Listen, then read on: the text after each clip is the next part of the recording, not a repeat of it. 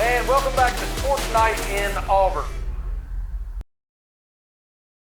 Fall has officially arrived on the plains. It's the last day of September, and the sports action has not slowed down. Except no retirements this week, Barrett.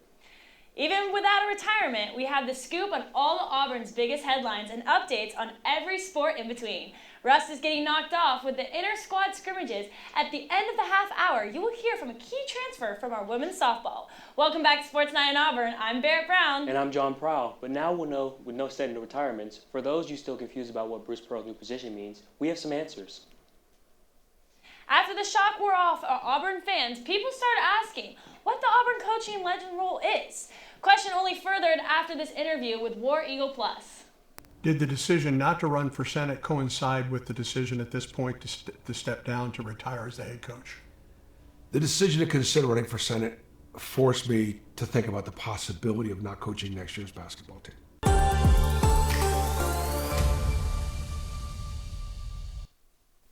Auburn's Deputy Athletics Director for External Affairs explained to Eagle Eye that he will still be highly involved in the Auburn community. Though he mentioned possibly running for U.S. Senate, that's actually not true.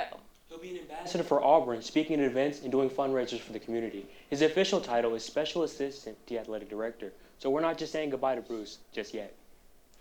On the other hand, Stephen Prowell is getting right to work with the basketball team. This past Wednesday, we were able to see what Stephen Prowell brings to the table at his first press conference as the new men's head basketball coach. Expectations are the buzzword of the year for the Tigers, and here is his thoughts.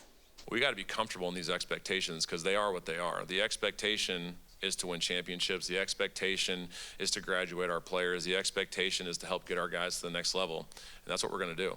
And that's what our commitment is to these young men. That's what our commitment is, to this university. And that's what our commitment is to this fan base. So we're not shying away from what it is. In the rest of this interview, Stephen talked about how he's going to be better the team in different ways. We know he's defensively minded, but he talked about how the offense will elevate as well. It seems Stephen is going to take good care of the team and try to create his own legacy. Moving on to football, the Auburn family lost a legend this past week, Rudy Johnson. Johnson was named the 2000 SEC Player of the Year in a single season with the Tiger. He rushed for an incredible 1,567 yards on 324 carries. He also added 70 receiving yards and scored 13 total touchdowns. Rudy Johnson was truly one of the best to wear the orange and blue, and his legend will be remembered. He will be deeply missed. Looking at the current action from the Tigers, it was another disappointing week for Auburn football Tigers, as they fell to the number 9 Texas A&M with a score of 16-10.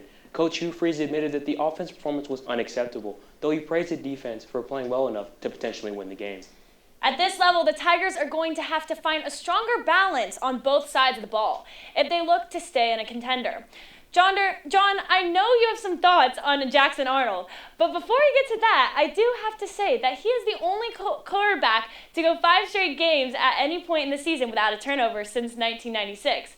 And John, go ahead and tell them how many interceptions the transfer quarterback has had. He hasn't thrown a single interception this season on over 87 completions, but we will touch on his performance more after the break. This week brings a much-needed bye for the Tigers. On October 11th, Auburn will face Georgia at Jordan-Hare Stadium.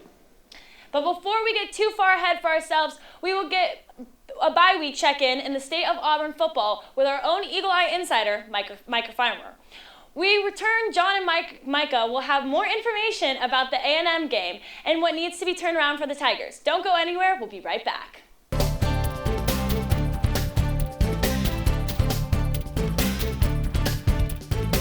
Micah Farmer joins me in the studio now to talk about the rematch between the Aggies and the Tigers after Auburn fans got to storm the field in their last meeting. There was no storming of the field this time. Micah was firsthand to witness as he made the trip to College Station. Micah, what did you see from the Auburn against the Aggies? Well, John, we'll start with the good news. I saw the defense, and the defense played extremely well against Texas A&M. I know they gave up a lot of yards, but they did well limiting A&M to field goal tries. Randy Bond missed a couple of them. I think you will definitely take that against an A&M team that was up in South Bend lighting the field on fire versus Notre Dame. And then the defense also did a good job. There were a couple A&M plays that were in the end zone, were touchdowns, got called back due to penalties. And a lot of the time, that goes to credit on you as the defense for making the offense have to adjust and cause those penalties to stop you. Xavier Atkins had the huge interception as well, returned it to the 2. That sparked the only Auburn scoring drive of the game that went 2 yards to get into the end zone. And with that said, I think we have to talk about the offense now, John. It was not pretty out there. There was 1 yard of offense for Auburn in the fourth quarter. I don't know how much you know about football, John. That's not very good. The only time Auburn managed to get into the end zone was a drive starting at the A&M 2. They were basically handed the ball on the doorstep.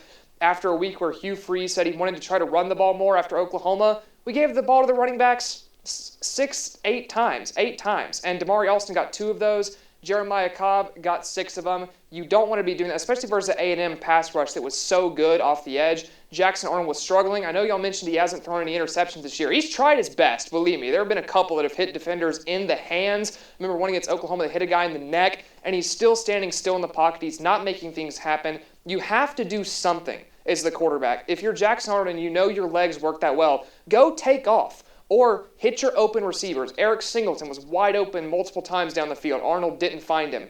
Was sacked 5 times. And I think only a couple of those were on the offensive line. Some of it's on Jackson Arnold just not moving. You need to figure out what your identity is as an offense. And the identity is supposed to be running the ball with these running backs. That's how you gashed Baylor in week 1. And you've abandoned it the last 2 weeks. And guess what? You have a 2 in the loss column now. And I think you really need to take a look in the mirror and try to fix that. Because it's not going to get any better unless you make adjustments at the top. You mentioned the offensive struggles from Saturday, and many of the Auburn faithful were left questioning why Auburn coach Hugh Freeze abandoned the running game after the performance. Here's Hugh Freeze's response to the criticism after the game. I honestly can't remember many RPOs you took that we didn't complete, truthfully. And so that means we probably need to be calling some more runs. But now it's time to look forward. Auburn has had a bye week to fix things before welcoming Georgia to the Plains. Mike, I have a couple questions for you on the bye week. What are some things you want Coach Freeze to address during the bye? Well, John, you see now, we normally have our key players graphic up here for the team that Auburn will be taking on. This week it's the bye. We're taking on ourselves. And so we have key Auburn personnel who I want to see be better this week, and it starts off with head coach Hugh Freeze.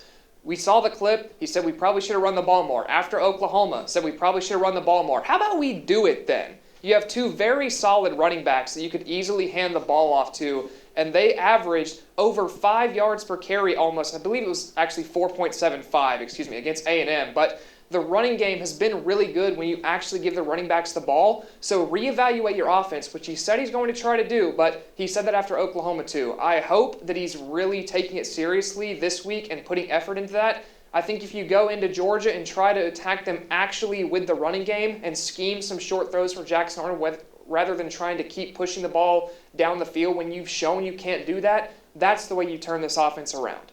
Now as for the players, who do you want to see pick up their play when Auburn retakes the field in 2 weeks? Well, first off, it's Xavier Chaplin, your left tackle. He was your prized portal addition outside of Jackson Arnold. You brought him in from Virginia Tech. Absolutely massive dude. The traits are there. He has the size. He has the arm length. He just hasn't been on it the last 2 weeks. Has committed a lot of penalties the last 2 weeks. Has struggled letting defensive ends get around him to the wide side. Something you really can't afford to do. I need him to just be more at home there. I don't think you can ask any offensive lineman to protect until the end of time. We've seen a bunch of sacks where Jackson Arnold stands there and gets sacked himself, but as the offensive line too, you got to give your guy at least a little bit of time and do it disciplined too. Quit committing those easy-to-fix penalties, so I'd love to see Chaplin clean that up a little bit. And then for Jackson Arnold, we see him here on the end of the graphic, just relax into football. You've seen what he can do. When he's in his zone, he is a good player. You saw that version of him against Baylor. Take off, use your legs. You can gash defenses doing that. And you've done it against other teams this year too. Quit trying to play like someone you're not. And I think that's, again, something the coaching staff needs to work with him on. Hey, you are good at being this version of a player with your legs, finding your open guys, finding soft spots. Do that. Don't try to do too much. Don't try to push the ball down the field into tight windows. That's not your game. Know what you're good at. Lean into what you're good at. And I think the Auburn offense will benefit. And finally, Micah, who's a player you would like to highlight as a bright spot during this hard week for Auburn fans? Well, it's got to be Xavier Atkins. The LSU transfer is leading the Tigers in tackles right now. He had a forced fumble against A&M, had the big interception at the end of the game. He has been all over the field. He has exceeded my expectations. I was fairly confident that he'd be a solid player coming in from LSU, but he has been a star on the defensive side of the ball for Auburn so far, and I think if you can keep getting that version of him, that can help your younger linebackers too develop, which I would love to see because you have some great athletes at linebacker, the younger guys, so let those guys learn from Xavier Atkins, learn from Caleb Wheatland, and I think you're going to continue to be very good as the season goes on defense. Thank you. That's all the time we have with Micah joining us in the studio. But do you not fear? A bye week will not stop him. We will join us again next week with all the things you need to know about the Deep South's oldest rivalry. After this short commercial break, we'll begin our Men's Minute.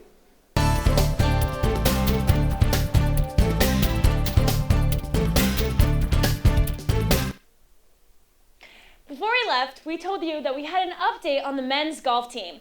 Auburn, Jake Albert, Billy Davis, Caden Pope, Jackson Coyvin, and Joshua Gilbert represented the Tigers this week at the prestigious Ben Hogan Collegiate Invitational presented by Charles Schwab. The tournament, held in Fort Worth, Texas, featured some of the nation's top golfers. Auburn's men's golf team is currently ranked number 1 in the nation and number 3 in the Ben Hogan Collegiate Invitational. After day 1, a pair of juniors led the way for the Tigers.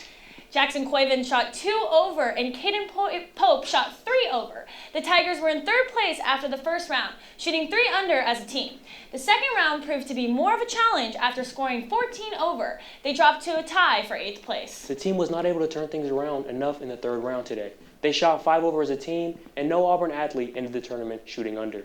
Caden Pope was the leader, hitting an even mark with Jackson Coyvin right behind him, shooting 1 over. The team would finish in a tie for 8th, finishing behind 7 teams ranked in the top 25.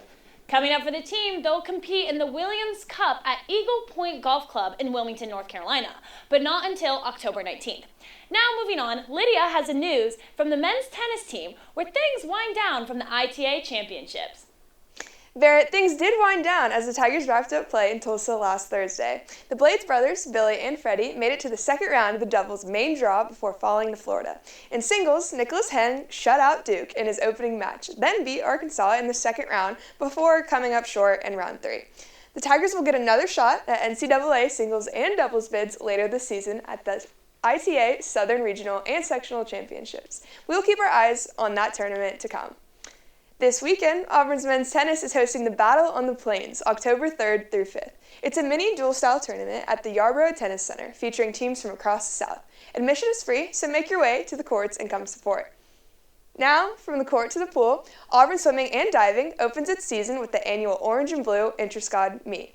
That's this Friday, October 3rd, at the James E. Martin Aquatic Center. We can't wait to see what the Aquatic Tigers accomplish this season. Back at the desk, they have some trivia from a team that may not compete underwater, but in my opinion, they're underrated. I sure hope you're right, Lydia. But before we go to break, how many days until Auburn women's basketball takes the court? Is it A, 30 days, B, 45 days, C, 40 days, or D, 34 days? Barrett will lead us with our Women's Watch when we come back. She'll have the answer to the trivia question. Stay tuned for a squad that...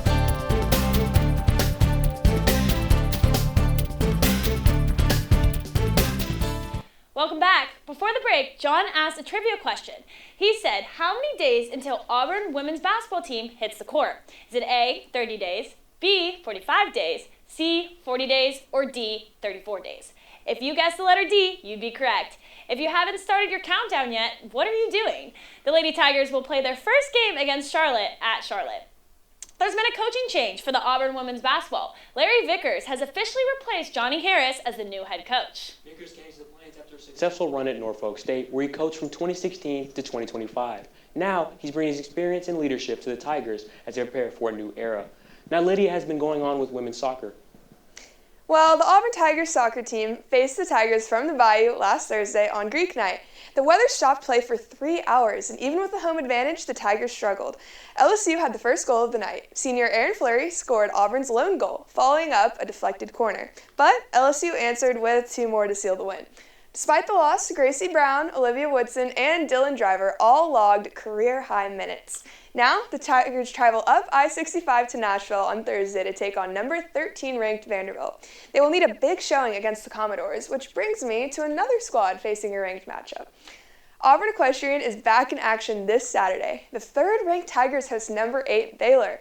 It'll be more than just a top 10 showdown. There's also a kids carnival and a Life of a Show Pony t-shirt giveaway. Bring your friends, bring your family, bring everyone. Crowd support was crucial to one team's success this past week, right, Barrett? You could not be more right, Lydia. It was electric inside Neville Arena as the Lady Tigers swept the Crimson Tide in 3 hard-fought sets. It was in front of a crowd of 3,083. This is the second largest in program history. Lauren Dreves came out with something to prove that night, leading the way with 14 kills, the most on the team that night. It was a statement win and a great overall performance for the Tigers. John was on the floor, and he has all of the in-game details. Today, Auburn volleyball takes on the Alabama Crimson Tide in the Iron Bowl of volleyball. The Tigers are looking forward to making an entrance into SEC play. The Alabama Crimson Tide would score a couple of kills, and the Tigers would need to take a couple of sets to regroup. But ultimately, the Tide would hurt themselves with misfires, giving the Tigers free points. This kill from Belle Zimmerman would ultimately take the Tide out once and for all, and the Tigers would win the match in a sweep for the Tigers 3-0. It is not hard to see that Lauren Dreves was named the Co-Offensive Player of the Week for the SEC. This past Sunday, they had their second SEC matchup playing Mississippi State at home. Sports reporter and assistant producer Madison has more information from the court. The Auburn Tigers defeated the Mississippi State Bulldogs 3-0 in Neville Arena this season. Following an impressive win against Alabama on Friday, the Auburn Tigers came out absolutely swinging. A couple notable hitters were their two outsides, Liz Markovska and Belle Zimmerman. You can't forget about defense, though. Alexis DaCosta at libero got her 500th career day playing as an Auburn Tiger in the first set. Mississippi State played neck and neck with Auburn. However, the Tigers inched forward to take the first set, 25-22. Mississippi State held their own in the second set, though, keeping Auburn on their toes. There was a couple long rallies just like this one. However, the Tigers prevailed to win the second set as well. The score finished at 25-20. Heading into the third set, the Orange and Blue put on an absolute block party. Belle Zimmerman and Kate Mansfield said, "Not in my house," and laid down the law. The blockers put up a wall against the Bulldog hitters. The Tigers' great chemistry aided them greatly. Auburn secured the W with a service error from Mississippi State to keep them undefeated to start SEC play. The Auburn Tigers will head to the Swamp and play the Florida Gators this Friday, October 3rd. That's all for Eagle Eye TV. I'm Madison Seidel. Thank you, Madison, for the rundown as they took down an undefeated squad. I may need to knock on wood for this one, but the Lady Tigers have not dropped a set in Neville Arena since this season. The Lady Tigers continue to prove their competitiveness this season as they prepare to hit the road for an SEC matchup against the Florida Gators. We're wishing them the best of luck. Now, Lydia has the latest on where you can find the women's golf team. Now, over to the golf course. The number 18 ranked women's golf team is off to a hot start. You heard that right. After a strong performance in Canada, the team earned national recognition. They won the Canadian Collegiate Invitational last week, finishing 16 under as a team. Palma Dalbavos shot a career best 66 to take runner-up honors, while Ann Fernandez tied for third with her own career low. The Tigers head to Illinois on Monday for the Aleni Women's Invitational. Now, putting down the clubs and picking up the rackets, finally, women's tennis. Auburn wrapped up play Sunday at the ITA All-American Championships. DJ Bennett and Ashton Bowers reached the consultation quarterfinals of the doubles main draw before falling. But just like the men's squad, there's another chance coming soon for the women. Auburn hosts the ITA Southern Regional Championships in 2 weeks. We'll be watching, and that's it for me tonight. Lydia, it's always great to have you in the studio and joining us. Now it's time for some Auburn softball trivia. If you haven't heard yet, the Lady Tigers are headed back to Mary Nutter Collegiate Classic for the first time since 2020. Mary Nutter was a collegiate coach for what softball NIA powerhouse? Was it A, Northwestern College, B, Pittsburgh State University, C, University of Mobile, or D, Ottawa University? When we come back, Barrett will have the answer for you, and we'll have a feature story on an SEC transfer.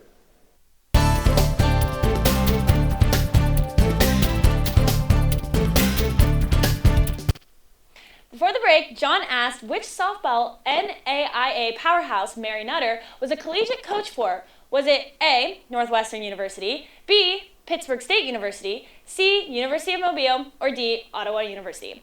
If you guessed the letter B, you would have been correct. She coached in Kansas as Pittsburgh State University and earned 3 District 10 championships, being named Coach of the Year 3 times. On the topic of Auburn softball, they added a successful batter to their lineup.